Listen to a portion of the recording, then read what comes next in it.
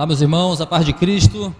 Louvado seja aquele que vive e reina para todos sempre, o nosso Rei Jesus Cristo. Ele vive, Ele reina. Muito bem, que maravilha, que alegria podermos iniciar o momento da ministração da palavra com tanta alegria, com tanta gratidão, um louvor que nos enche, né? Somos chamados para adorar ao Senhor, encher o nosso coração de alegria nesse momento. Muito bem, chegamos hoje ao nosso quarto sermão da série Amor cura para o medo, baseada na primeira epístola de João. Já convido você a abrir a sua Bíblia, por gentileza, 1 João, capítulo 2. 1 João, capítulo 2, versículos 7 ao 11, é o que nós vamos ler. Que texto maravilhoso, inspirador, certamente vai nos trazer maravilhosas reflexões esta noite. Bom vê-los todos. Você que está nos visitando, seja muito bem-vindo, sinta-se abraçado, acarinhado, acolhido aqui na base. Vamos ler? Vou ler na Nova Versão Internacional, João, capítulo de número 2, versículo 7, vamos ler até o versículo de número 11. Amados, não lhes escrevo um mandamento novo, mas um mandamento antigo, que vocês têm desde o princípio, a mensagem que ouviram. No entanto, eu lhes escrevo um mandamento novo, o qual é verdadeiro nele e em vocês, pois as trevas estão se dissipando e já brilha a verdadeira luz. Quem afirma estar na luz, mas odeia o seu irmão, continua nas trevas. Quem ama seu irmão, permanece na luz, e nele não há causa de tropeço. Mas quem odeia seu irmão, está nas trevas e anda nas trevas. Não sabe para onde vai, porque as trevas o cegaram. Feche os olhos, vamos orar. Senhor Deus Todo-Poderoso, Deus de graça, misericórdia, Deus de todo poder, te louvamos nesta hora. Um coração grato, Senhor, nós oramos, crendo, Senhor, que é da Tua vontade que estejamos aqui nesta noite para ouvir a Tua palavra. Obrigado pela liberdade de ministrar e a liberdade de ouvir as Escrituras. Te pedimos, ó Deus, em nome de Jesus, que a Tua palavra seja clara para os nossos corações, para a nossa mente, e que possamos frutificar a preciosa semente do Senhor, a preciosa semente do Evangelho. Que possamos colocar em prática não apenas aquilo que nós ouvimos hoje, Senhor, não sejam apenas palavras que entrem nos nossos ouvidos, mas que possamos praticá-las, Senhor. É o que nós te pedimos, em nome de Jesus. Amém. Ouvir é fácil, né, meus irmãos? Praticar é outra coisa bem diferente. Muito bem, nós estamos em um ano de eleição, tempo em que as pessoas costumam se posicionar politicamente, naturalmente escolhem aí um candidato para chamar de seu, né? Passa a defender esse candidato e tudo mais, seja por suas ideias, por suas propostas, ou, infelizmente também, por interesses políticos, ou para garantir um emprego, enfim. É evidente, estou colocando essa questão das eleições partidárias, que esse universo eleitoral político partidário, ele estimula a competição, e a gente sabe que apenas uma parte vai cruzar a linha de chegada, ou seja, uma parte vai vencer e a outra parte, os adversários, competidores, sairão derrotados, com as devidas proporções e ideologias, claro, meus irmãos. A corrida eleitoral, ela é uma amostra, ou um pequeno exemplo, de como o mundo se comporta. Política partidária divide as pessoas em grupos, separando-as umas das outras. No nosso país é muito claro isso, né? Nós vemos isso muito claramente. Uma divisão de ideias, de ideologias políticas. Certa vez eu ouvi um político dizer o seguinte, que a aliança política é como um casamento. Se der certo, se estiver dando certo, caminhando bem, ela passa a ser uma aliança mais duradoura, mas quando as afinidades começam a se arranhar, recorre-se então ao divórcio partidário, né, político, e tudo certo, cada um vai para o seu lado e tal. Exemplo infeliz, mas tudo bem, ignorâncias bíblicas à parte, né? Comparar uma aliança política ao casamento é corroborar exatamente com a ideia do quanto as eleições partidárias simbolizam, com as devidas ressalvas, veja bem, não estou falando contra as eleições, nada disso, mas com as devidas ressalvas, quanto as eleições partidárias simbolizam a maneira como o mundo age, separando. Quando nós olhamos aqui para a primeira epístola de João, nós vemos o apóstolo fazendo o alerta sistemático de como os cristãos precisam remar contra a maré do mundo. Obedecer aos ensinamentos de Cristo, que foi nosso assunto lá do domingo passado, disponível no canal da base, se você quiser recordar.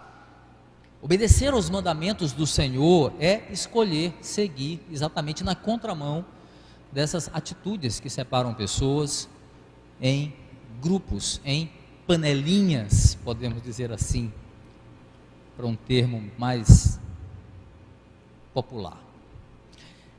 Enquanto as eleições partidárias, meus irmãos, e a sociedade sem Deus estimula essa competição, dá ênfase a interesses pessoais, ao ódio, ao adversário, o Evangelho vai na contramão. Ele vai falar de unidade, ele vai falar de renúncia do eu, ele vai falar de amor a Deus, ele vai falar de amor ao próximo. Esse é o Evangelho. Vale a pena a gente lembrar que João está escrevendo para uma igreja que era ameaçada por uma influência mundana, muito presente, de uma sociedade helenista, uma sociedade influenciada pela cultura grega. Havia ali um estímulo muito forte para que o próprio homem imergisse em si mesmo. Havia uma semente do gnosticismo, que nós chamamos de pré-gnosticismo,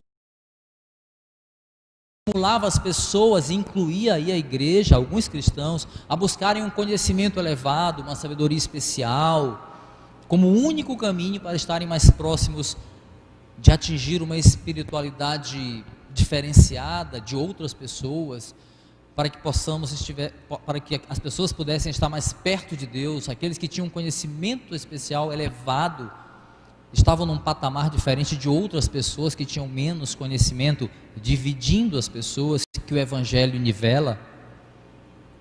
João estava escrevendo nesse contexto, e diante dessas ameaças aí que fragilizavam a fé e a conduta, sobretudo dos irmãos, João escreve a sua carta como um alerta, chamando a igreja de volta para o eixo, de volta para o centro, de volta para o caminho da verdade, do Evangelho, que é Cristo. A igreja tem que fazer isso sempre, porque o mesmo mundo está aí e está aqui.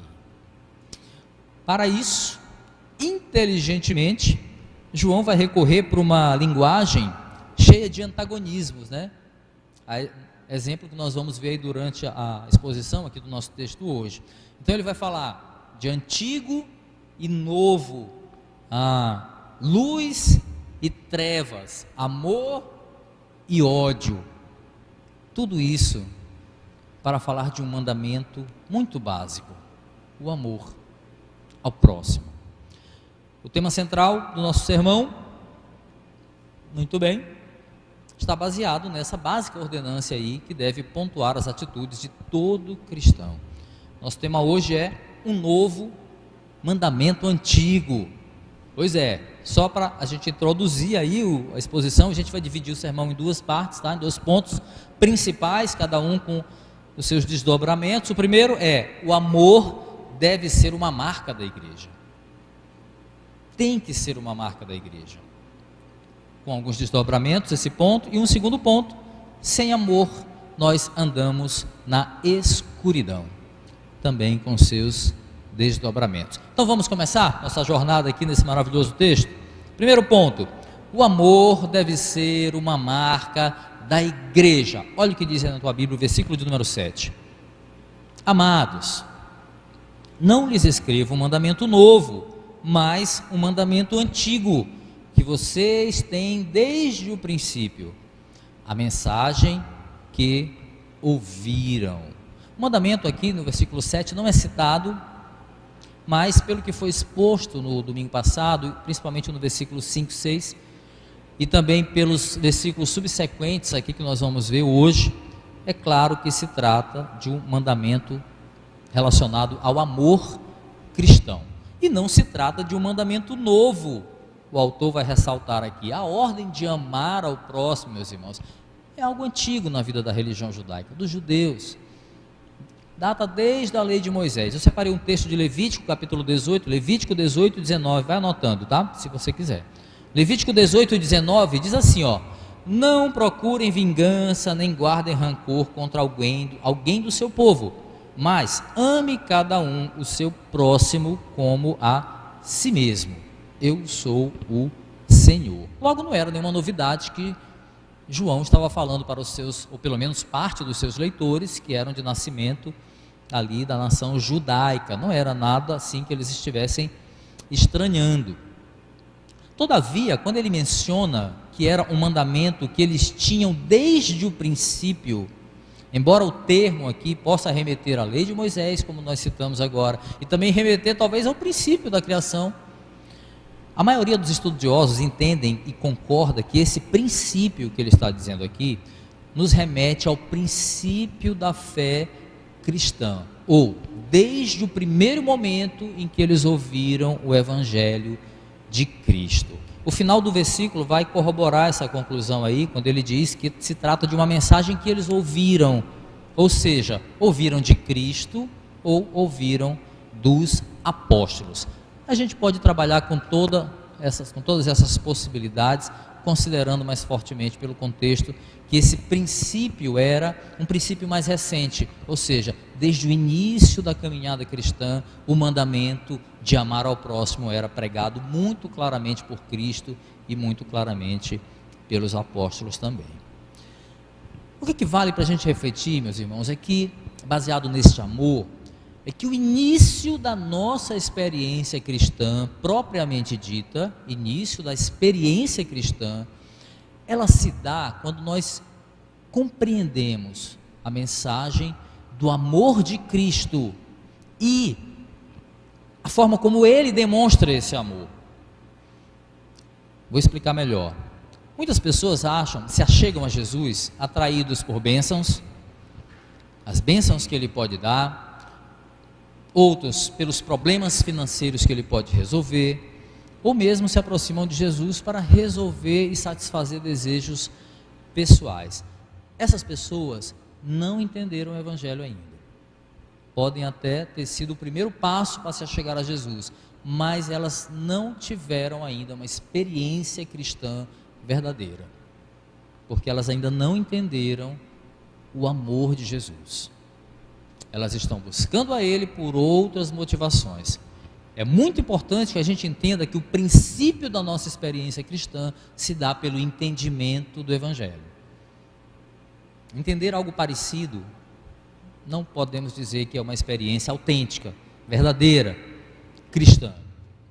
É essa compreensão do amor de Cristo que nos move a tomar a nossa cruz, a negar a nós mesmos e a seguir a Cristo. Outras coisas não proporcionam isso. Somente esse entendimento.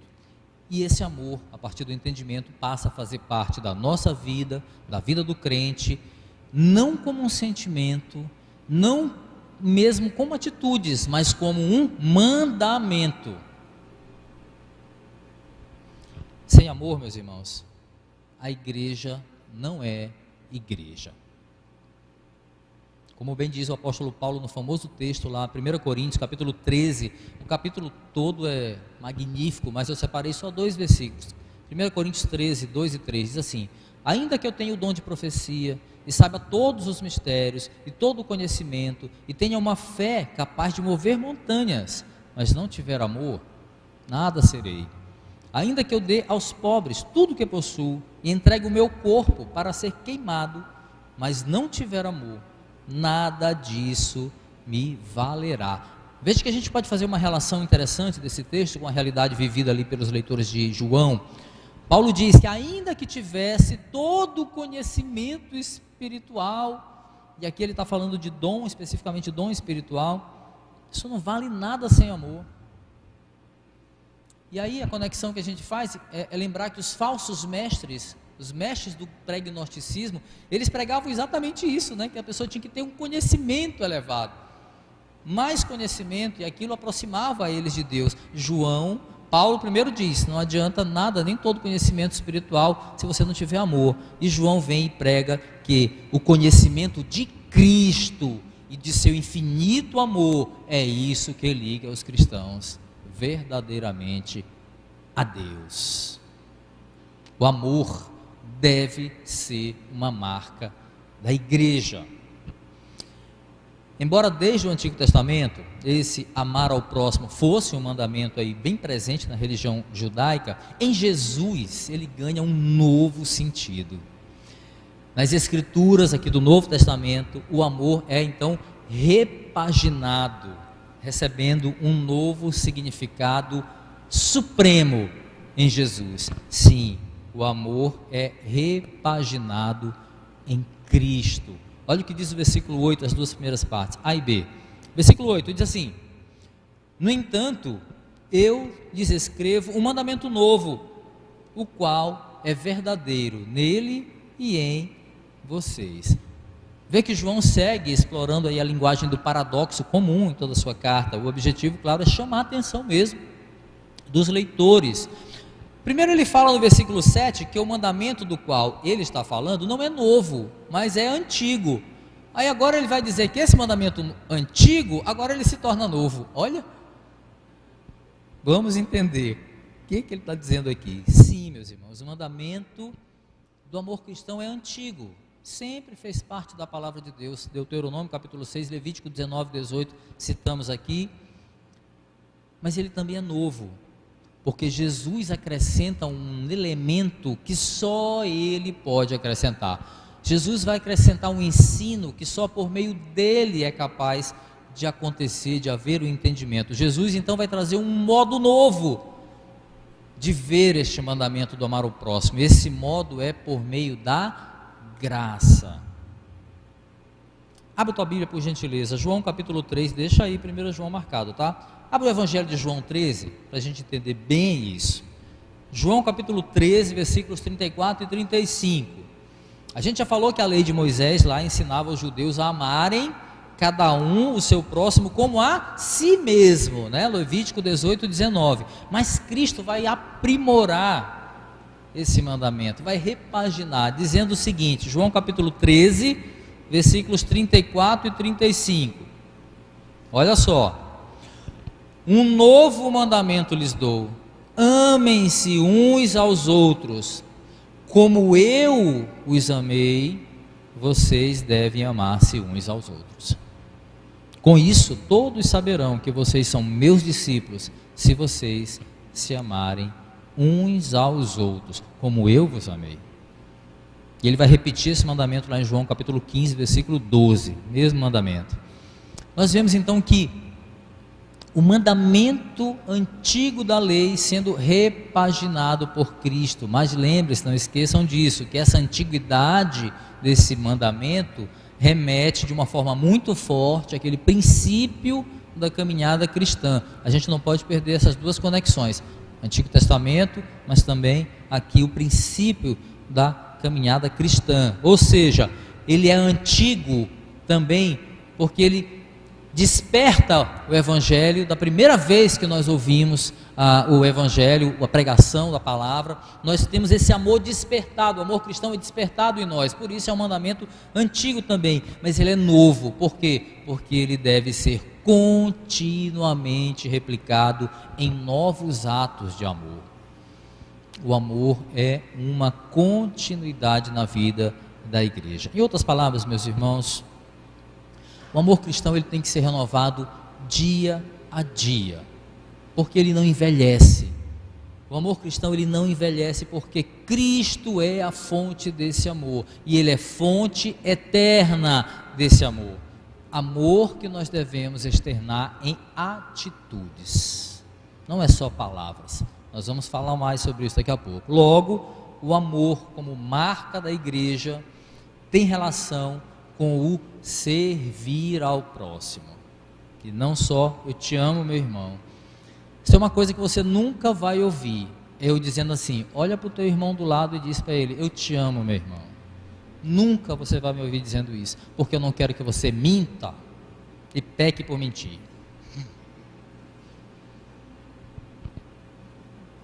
Porque amor não são palavras, são atitudes. A gente vê muito por aí, né?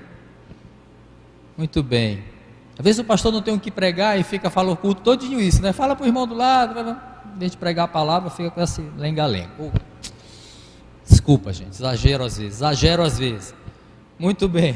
Logo, meus irmãos, o amor tem a ver com servir ao próximo. É esse amor que marca a igreja, não é de palavras.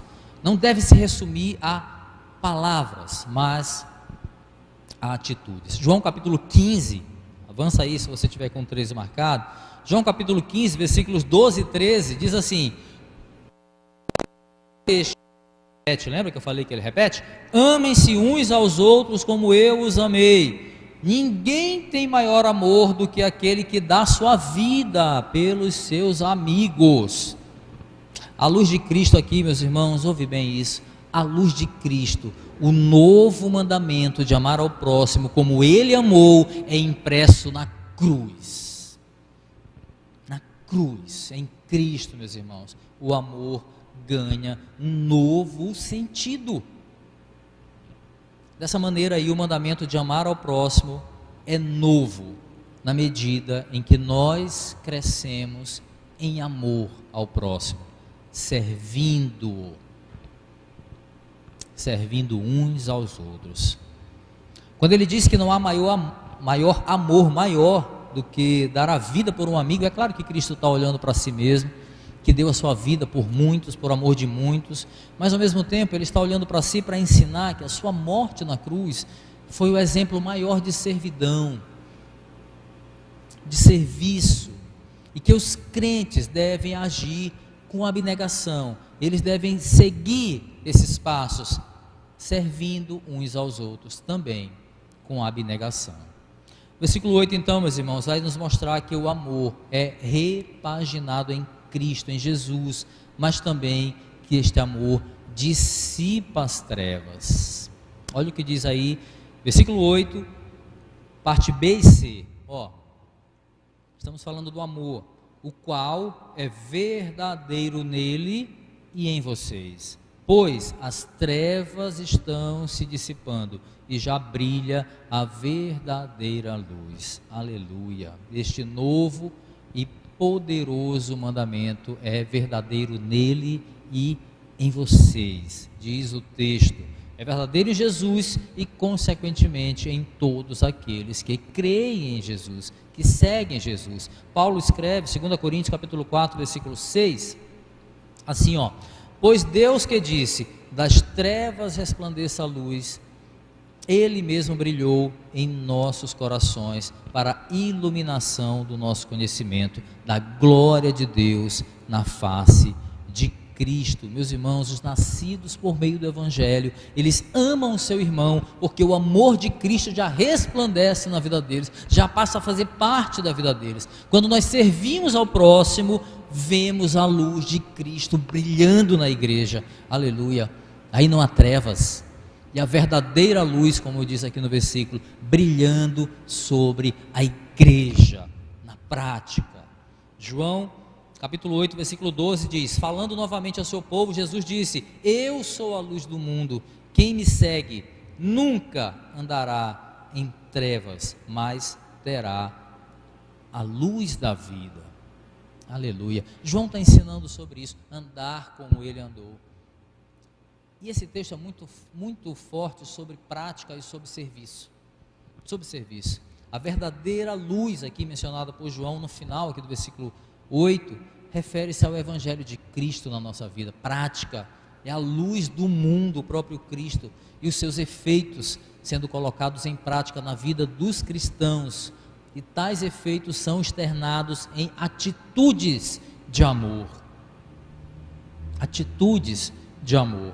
O amor ao próximo, meus irmãos, não é apenas uma identidade, uma marca da igreja. À luz desse texto, nós vemos que servir ao próximo é também a chave para os cristãos andarem na luz. Pois é.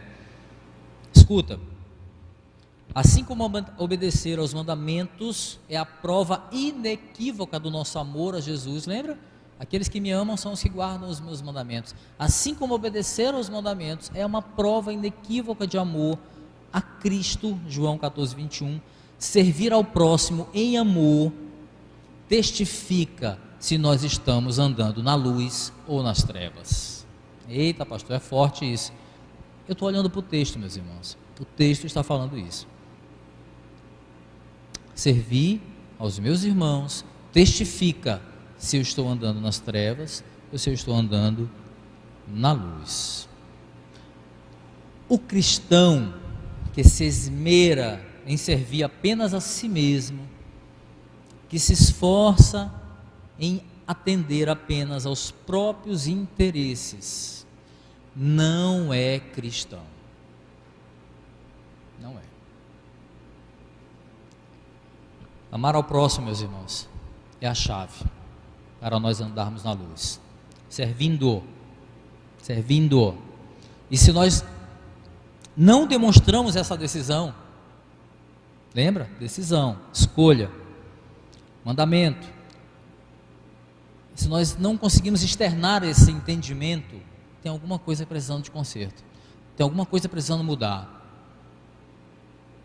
E assim nós concluímos o primeiro ponto e vamos passar para o segundo. O segundo ponto do sermão, seus desdobramentos, diz isso, que sem amor nós andamos na escuridão.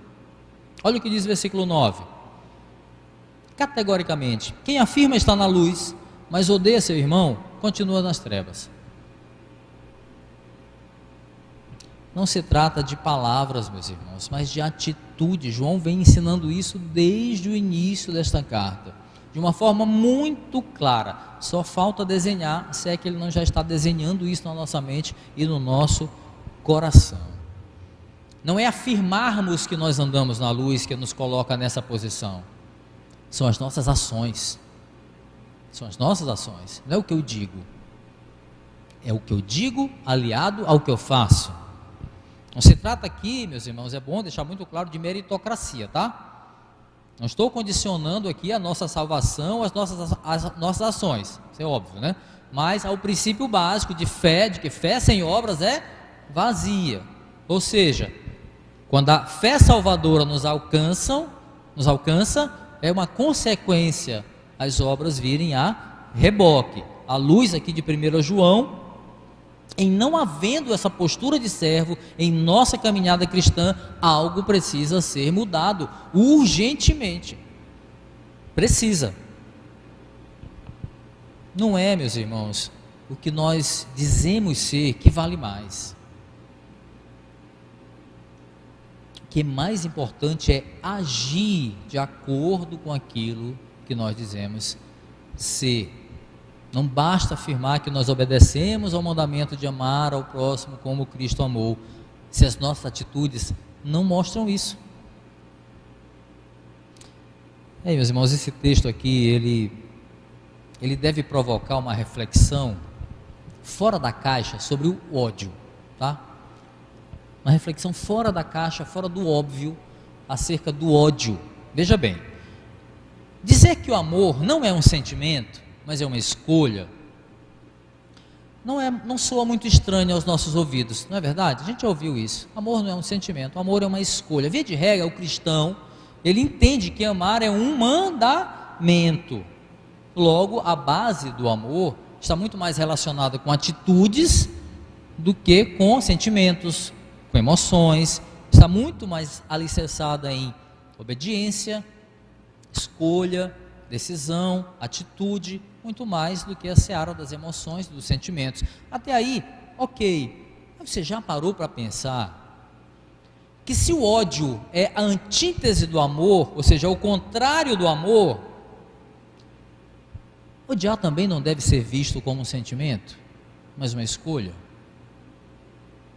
É o contrário. Logo, o ódio, meus irmãos, assim como o amor, se reflete nas atitudes muito mais do que nas palavras ou nos sentimentos. Quer ver um exemplo? Você está no trânsito, o camarada passa a te dar aquela cortada, hein, abençoado, hein? Você mete o pé no freio, aí você vem aquele pensamento pecaminoso, rapidão, tomara que ele se estatele no próximo poste, para aprender a dirigir direito e não me causar esse susto, né, esse abençoado, não é? Meus irmãos, esse sentimento pecaminoso é pecado, desculpe dizer que você pecou naquele dia. Esse sentimento pecaminoso aí, motivado por uma emoção do momento, não quer dizer que a gente odeia aquela pessoa que a gente nem conhece. Está relacionado com o momento, com o sentimento, com a emoção daquele momento. Ter um sentimento negativo por alguém pode não ter nenhuma relação com ódio. Pelo menos no sentido que João está tratando aqui no texto, tá? Não desgruda do texto. Pelo menos nesse sentido, ter um sentimento negativo por alguém não está necessariamente ligado a ódio em si. Estamos falando de escolha aqui, gente. Um sentimento negativo pode não ter uma relação com o ódio. Por outro lado, a escolha de não servir a um irmão, ou mesmo ignorá-lo, sim, pode simbolizar a antítese do amor, que nos leva a caminhar nas trevas. Entende o texto? João está alertando os seus leitores aqui, meus irmãos, que afirmar estar na luz não é suficiente para andarmos na luz, ou andarmos como Jesus andou, como vemos lá no versículo 6 deste mesmo capítulo. O que nos deixa nesta condição é servir ao próximo com amor. É isso. O amor, meus irmãos, materializado em ações, pertence ao reino de Deus. O ódio, configurado na falta de atitude, ou em atitudes de menosprezo, de indiferença ao próximo, pertence ao reino das trevas. A gente precisa ter cuidado, porque a gente faz isso muito. Logo, meus irmãos, amor e ódio são qualidades morais muito mais relacionadas às nossas ações, às nossas escolhas, do que aos nossos sentimentos. E a propósito de ações, há uma frase muito comum de se ouvir acerca do amor, sobretudo quando uma das partes do casal não consegue enxergar o erro do outro, né, os defeitos do outro. Aí vem aquela velha frase feita: o amor é cego, né? O amor é cego, o amor é cego, não consegue ver. Meus irmãos, em contrapartida a essas frases de efeito do mundo, o Evangelho é especialista em derrubar esses pré-conceitos, né? Ideias pré-concebidas. Ao contrário do mundo, do que o mundo tenta nos passar, as Escrituras nos mostram que o amor não é cego. Olha o que diz o versículo 10. O amor não é cego. Quem ama seu irmão permanece onde? Na luz. E nele não há causa de tropeço. O princípio aqui é claro como a luz. A atitude de uma pessoa para com o seu irmão mostra se ela está andando na luz ou nas trevas. O amor não é cego, meus irmãos, pelo contrário. Se ele é uma escolha, é uma atitude de obediência em relação aos meus irmãos na fé, que trata o texto, um cristão que decide amar, ele consegue enxergar com muita clareza por onde ele está andando, porque ele está andando na luz, e por isso ele não tropeça, ele escolhe, ele ama porque o Evangelho lhe deu entendimento para isso. Meus irmãos, quando nós amamos o nosso irmão por escolha, nós enxergamos os defeitos dele com clareza, e ainda assim o amamos. E mais, quando nós decidimos amar o irmão por escolha, nós enxergamos a nós mesmos, os nossos defeitos, e com isso conseguimos compreender a limitação do outro, que é fácil olhar o defeito do outro, mas quando nós escolhemos amar em Cristo, a gente olha primeiro para si e diz: quem sou eu? Quem sou eu para estar me ofendendo com o erro se eu já fiz coisa muito pior? Quando nós amamos por escolha, meus irmãos, nós enxergamos a Cristo, aquele que é a fonte de toda graça, aquele que é a fonte do perdão, e aí nós conseguimos perdoar aqueles que nos ofendem, aqueles que pecam contra nós, porque a gente olha o que Cristo fez por nós. Quando nós amamos por obediência ao mandamento, meus irmãos, nós conseguimos demonstrar esse amor, e aí dessa forma nós conseguimos andar com passos firmes na luz, porque o amor, meus irmãos, livra o coração enganoso de tropeçar. Louvado seja Deus. É importante fazer só um parêntese aqui, frisar que essas palavras de João aqui não tem relação com ser perfeito, tá? Não é isso, não quer dizer que eu tenho que ter afinidade com todas as pessoas, que eu vou resolver o problema de todas as pessoas, que eu nunca vou errar com alguém. Não está dizendo aqui que todas as pessoas também vão sentir afinidade comigo, até porque há pessoas que se esforçam muito para ser desagradáveis, e também se esforçam para não ter pessoas por perto, gostam de viver assim. Não estou falando de uma unanimidade, eu não estou falando de fazer algo que nós não podemos fazer, nem Cristo teve unanimidade, porque tem um processo que trevas não compactuam com a luz. Então, não é disso que eu estou falando, tá? O que João está dizendo aqui, meus irmãos, um princípio, é compreender o básico, é compreender que, sendo o amor cristão uma decisão, nós podemos escolher nos preocupar com o bem-estar das pessoas, sentindo ou não afinidade por elas, quando nós escolhemos amar o outro, meus irmãos, é o Senhor que vai nos ajudar a demonstrar, é o Senhor que vai nos ajudar a expressar este amor com atitudes. E aí o Evangelho sempre contrariando, né, essas frases feitas, depois de contrariar a regra aí, mostrando que ao contrário da máxima popular, que o amor não é cego, as Escrituras mostram agora o outro lado, um lado óbvio até, né? Para encerrar aqui o texto: diferentemente do amor, o ódio é cego. Olha o versículo 11.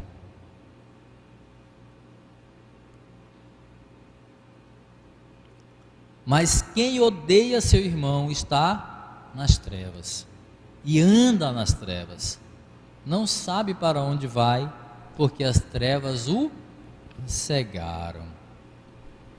Considerando que o ódio, meus irmãos, assim como o amor, é uma escolha, a consciência da nossa decisão em odiar faz com que o crente caminhe pelo caminho errado, pela direção que nos leva ao tropeço, diz o texto, porque o ódio, meus irmãos, ele cega os nossos olhos, o ódio cega o nosso entendimento. Quando andamos assim, estamos incapazes de enxergar a verdade do Evangelho. Esse trecho aqui, meus irmãos, da carta de João, ele se mostra mais uma vez um grande teste de autoexame para todos nós. É bem provável aqui, fazendo uma reflexão bem apurada dessas palavras aqui, que a gente se pergunte assim: será que eu tenho demonstrado amor por aqueles que eu chamo de irmãos? Será que eu tenho demonstrado de fato? Novamente, eu não estou falando aqui de sermos perfeitos, meu irmão. Não estou desconsiderando as nossas limitações ou impossibilidade de fazer tudo e por todos. Não é isso, não se trata disso. João nos convida a refletir sobre o básico. Será que nós temos demonstrado o mínimo de amor que nós afirmamos ter pelos nossos irmãos? João o tempo inteiro está falando de prática, muito mais do que palavras. Está dizendo que as nossas atitudes falam muito mais do que as nossas palavras. João está então nos exortando, meus irmãos, a olharmos para as nossas atitudes, para sabermos de fato por onde nós temos andado. João nos faz olhar para Jesus, e é com olhos fixos em Jesus, meus irmãos, que eu caminho para concluir aqui a nossa mensagem. Olhar para Cristo nos faz compreender este novo mandamento antigo de Deus para a sua igreja. Se não em toda a sua profundidade, porque é complicado compreender a profundidade do amor de Cristo, mas quando olhamos para Ele, pelo menos nós entendemos com mais clareza esse insondável amor. O amor inexplicável de Cristo, meus irmãos, por nós. Ele não é nada cego, não foi nada cego há cerca de 2020 anos atrás e continua não sendo nada cego hoje. Ele sabia muito bem por quem ele estava morrendo naquela cruz. Ele podia enxergar, meus irmãos, com absoluta clareza, a vastidão do nosso pecado. Ele via e vê com detalhes as nossas falhas, os nossos defeitos. Tomar sobre si, meus irmãos, a escuridão do nosso pecado. Ele que era a luz. Foi um ato de amor obediente, perfeito, uma escolha.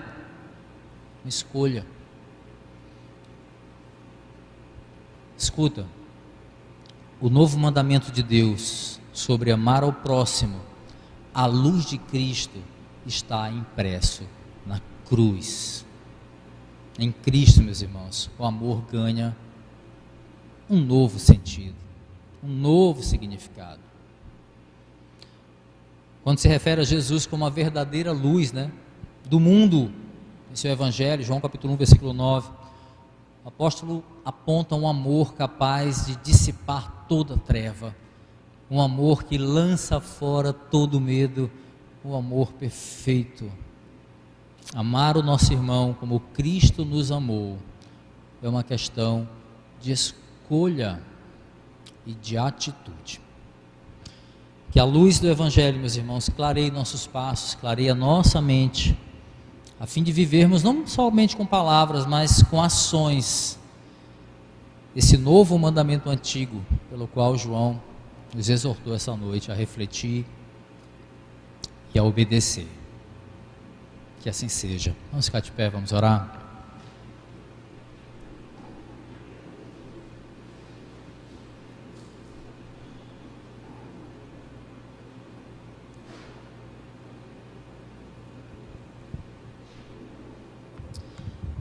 Senhor de graça e misericórdia, nós te louvamos. Obrigado, meu Deus, por esse infinito amor, esse insondável amor, muitas vezes incompreensível, inexplicável.